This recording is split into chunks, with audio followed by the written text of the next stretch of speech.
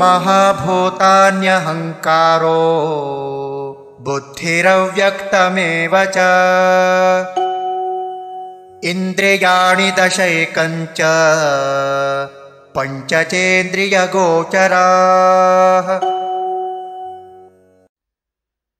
महाभूतानि अहङ्कारः बुद्धिः अव्यक्तम् एव च इन्द्रियाणि दश एकं च पञ्च च इन्द्रियगोचराः।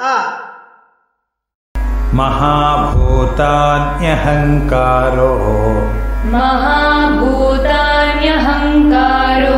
बुद्धिरव्यक्तमेव च इन्द्रियाणि दशैकञ्च पञ्चचेन्द्रियगोचराः। महाभूतान्यहङ्कारो बुद्धिरव्यक्तमेव च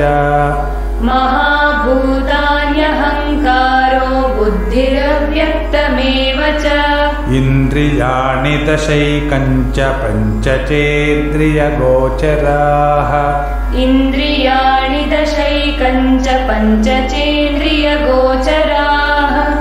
महाभूतान्यहङ्कारो बुद्धिरव्यक्तमेव च इन्द्रियाणि दशैकञ्च पञ्चचेन्द्रियगोचराः।